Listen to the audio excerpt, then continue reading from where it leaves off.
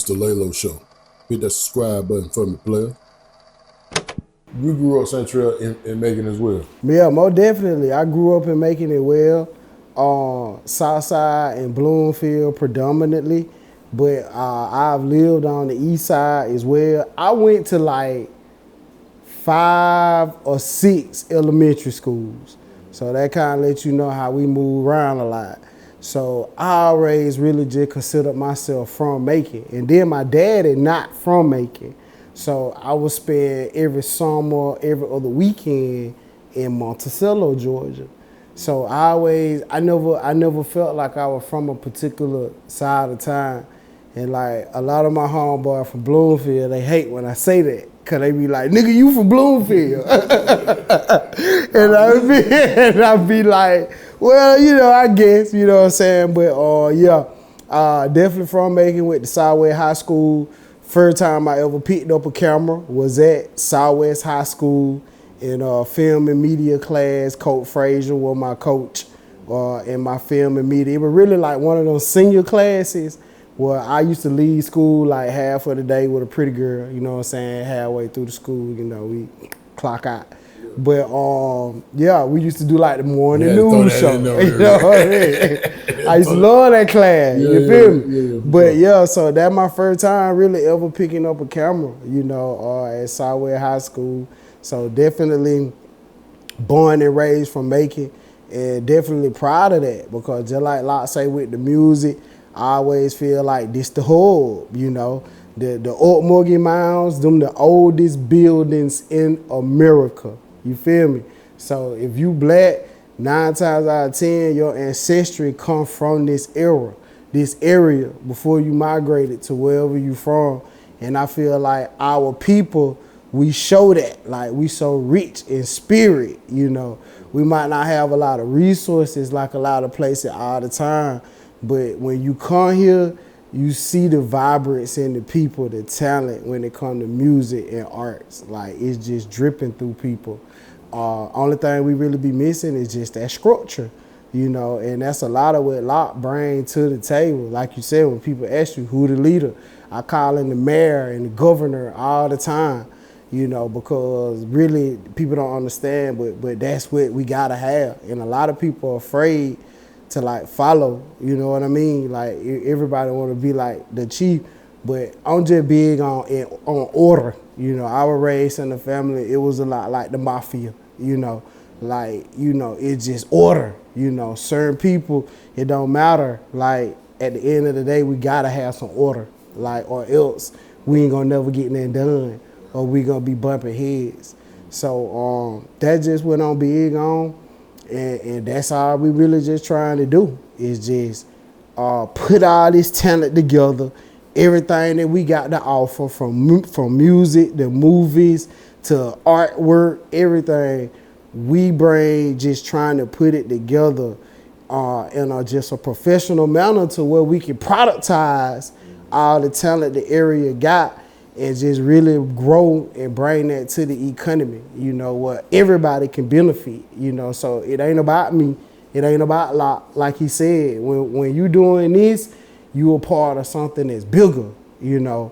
So we need everybody, like you know, we need you here right now doing what you doing, from the actors to the people with the locations. Everybody is a part of what people see when it's all said and done. Completion. Yeah, for sure. Everybody play a part, and we value everybody like that. And we try to let everybody know, you know, we appreciate you, and the part that you play is major, you know. So yeah, pretty much it. So you started editing at early in the game. Yeah, that was my first time, like I say, in high school. But like in my 20s, I used to always tell my partners, my crew, like, we need cameras. Like I hung around people, they were just funny. And if you from Macon, you hang around somebody that funny. Like these people here, like they just comedians by nature. Like I'm waiting on us to do a comedy. Our net movie kind of similar to that. You feel me? Because I feel like that's the talent here. Like these folks is funny, man. You know what I'm saying? So I always say we need cameras. We need cameras. Before I even really knew, you know, where we were going to head to. But high school was definitely my first time just dealing with video. But I didn't pick a camera up officially again until like 2018, 19, you know, in my 30s. I never picked the camera up in my 20s. When he shot Trust Issues, he hadn't been fucking with a camera for number 3 years. Yeah. Yeah, Trust Issues. And that came from shooting the music videos. That came from shooting music videos, yeah. So like he said, the family tree, man, shout out to the family tree. Because for me, that's always the root kind of start.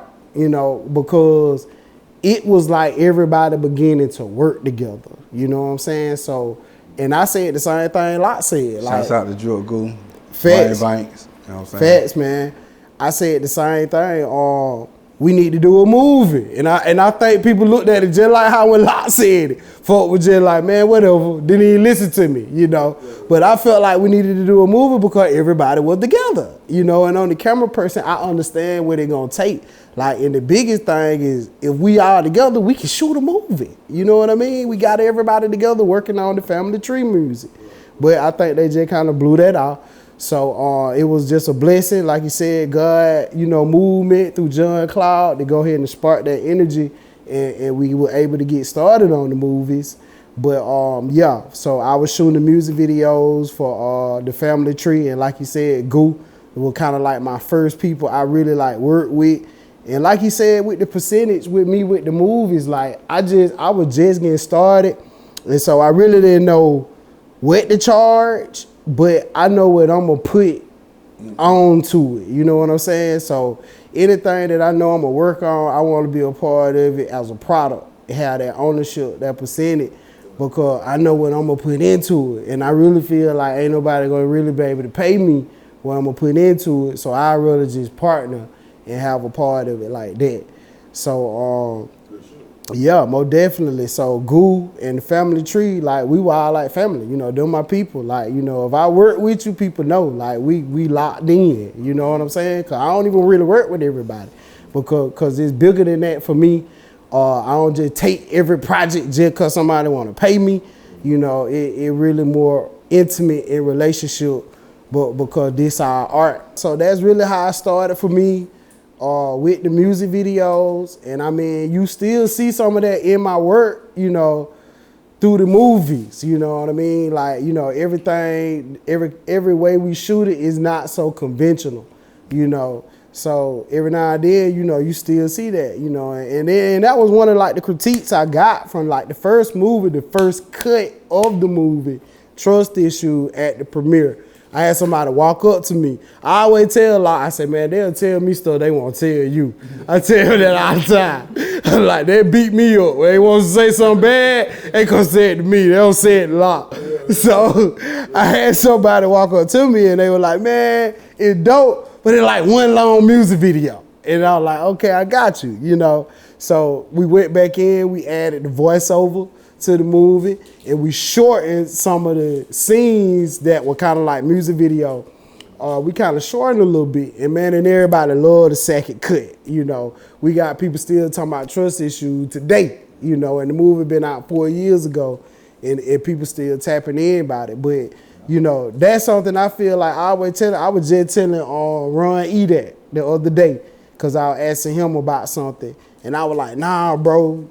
I need your honest feedback. I'm like, it ain't like that. Like, I feel like that's our superpower. Like, we listen. You know, iron sharpen iron. So, you know, no matter who you are, we gonna listen. Cause God might have told you something in that moment. He might have spoke to you in a way he didn't speak to me. So I want to hear what you got to say. Like, how did you see it? And then I might throw that away or I might keep it. But I want to hear it though, either way it go. Cause it's valuable, you know. So, you know, we value feedback, you know, in our teamwork, in our process, and so yeah, so that's like I said, you see a little bit of that music video, that little bit of flavor and flair to it, but you know, we still try to put that in a cinematic way, you know, to keep it at a movie storytelling way, and I feel like we perfected that more in Loyalty Ova Blood. You know, you're going to see that it's a much more structured project than our first movie. You know, our first movie like a mixtape. This like the album. You know what I mean? Loyalty Over Blood. So let's talk about Loyalty Over Blood. Let's go on the transition into that. So, about maybe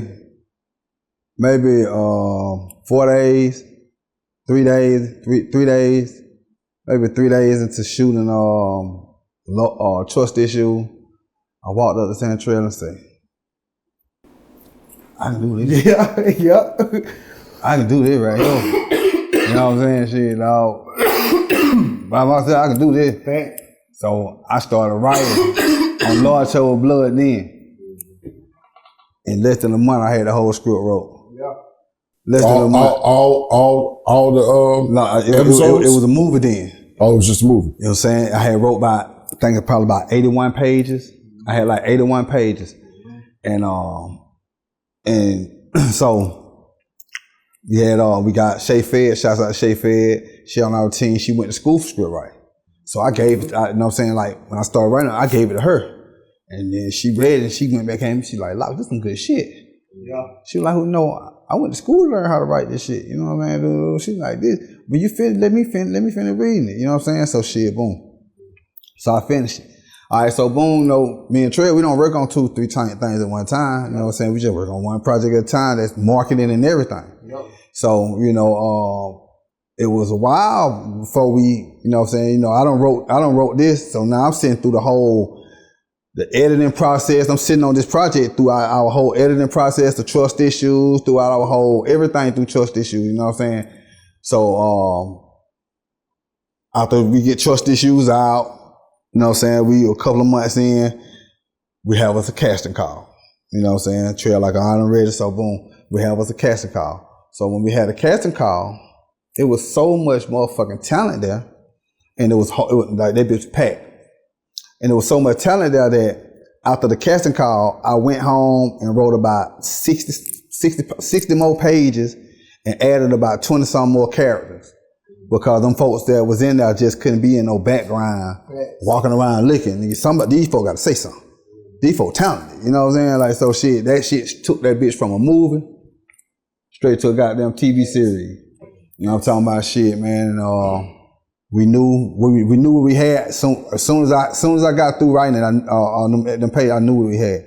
You know what I'm saying? And shit, man, me and Santrell, we sat down with Shay Fed and Ish, man, and we had we did a scene treatment, you know what I'm saying, for every scene, and you know what I mean. And so when we got ready to shoot, we knew all the props that we were gonna do. We knew how we were gonna re-roll in. We knew how we were gonna B-roll out. We knew what we were gonna B-roll.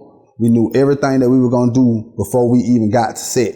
We knew what we were gonna do in that scene. That shit made everything so much easier. You know what I'm saying? And yeah, man. And we definitely had a whole lot of structure. We shot for 4 months, only on the weekends. Occasional weekday here and there when he get off from work and he ain't tired, we might go shoot a scene. You know what I'm saying? But we basically shot for 4 months on the weekends. You know what I'm saying? And we rested for some months. Then boom, he was like, all right, it's time to start editing. After about 5 months, he was like, it's time to start editing. And you know, we edited it and we came up with 6 episodes, man. All the episodes in the well between 42 to 52 minutes long. You know what I'm saying? So we definitely got a good project out of it. Facts. And that's what I say too, like a lot of people critique us too for like having a lot of characters. Cause you know that's traditionally like not how a traditional movie is written. But like you say, it's still, we at the forefront of the movie movement, right? So you trying to write, give these people a role. So I tell people like, you gotta look at that, like look at that, how he used all these people and fit them into the story. Well, when writing a movie and a series, that's 2 different things when it comes to talent. Yeah. You can have 30, 40 people coming in and out of a series, as opposed to a film, just a 90-page, full feature. It's difficult to congest 30 people and, as main characters or even supporting characters. Some type of speaking role. Yeah, but, when you're making a series, and you got episodes broke down, you're basically making a new movie every time. So you can switch up the characters and just keep the same storyline. And, Facts. And you actually, the storylines can change too. Facts. You know, everything can go up and down. You know, Facts. that's why series they last longer. Right. You know, you can get 3-year series, you get 10-year series. Spin-offs. You Like got Power, spin-offs from you it. know, It this can last, character, it can that go forever. character. It's like a tree branch. Yeah. You know what I'm saying? So, you know, it's good to have those many good actors Yeah. on standby and on deck, you know, and at arm's reach, you know what I mean? Because everybody in every city don't have that. Yeah, for sure. Yeah. I'm talking about Hollywood, you gotta have a budget. Yeah. I feel like we dripping. We blessed. You know, in on camera talent. Like, man, it just, we dripping in it. And then, you know, just the quality of acting that we get in from an amateur level is almost like unreal. Well, I predict, if anybody know my page, Leylo Show, you know I do a lot of predictions on a lot of predictions on things. Okay. And I predict with the release of Loyalty Over Blood, that this will catapult you into the eyes of Hollywood execs, and you know it'll escalate from there, and it'll escalate quickly. Speak it. That's my prediction. For sure. You know, with that being said, though, tell us about tomorrow. What's going on tomorrow? Yeah, so tomorrow we got Loyalty Over Blood movie premiere, TV series premiere. We're gonna be showing the first 2 episodes. So this is our second red carpet event. So we definitely excited about that. I let Locke speak on it a little bit more. Yeah, man, you know what I'm saying? We're gonna put that shit on, man, and we coming out to enjoy each other, man. It's gonna be a time for people to see the hard work that we done put in. You know what I'm saying? I'm talking about they've been buzzing for 2 years. Like, when it's gonna come out? When it's gonna come out? When is the movie? It's not a movie, it's a TV series. I don't care if you tell them the TV series 1,000 times, they're gonna ask, what's up with that movie? You know what I'm saying? And you know what I'm saying? They waiting on it, man. You know what I'm saying? And we got kids, man, our kid actors. They killed it, man. You know what I'm saying? Big rest in peace, shout out to Rod, man. You know what I'm saying? He had a real future at this, man. You know, who's Rod? Rod was he played the character Smoke. He one of the main characters. Yeah, that's Rod right here. Yeah, man. The nephew, man. You know what I'm saying? A real talent, man. I'm talking about, like, the shit was unreal, man. The way that, you know what I'm saying, he carried his weight. And when I wrote it, right. Well, when we doing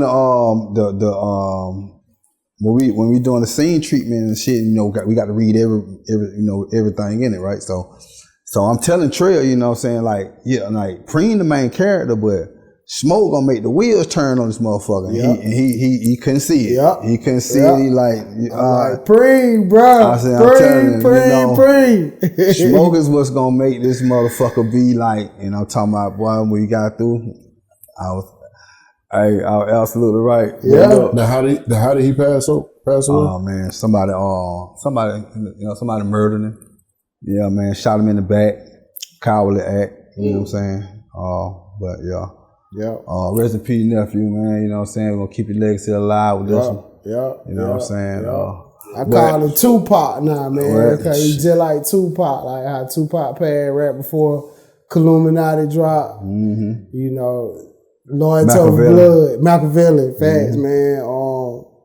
I call him Pop, man. He like Pop, you know, recording a classic album, you know. Yeah, this I seen some inserts, a couple of clips of a couple of episodes, and I do predict that this is going to be a classic. You know what I'm saying? It's going to be definitely a Macon classic. Sure.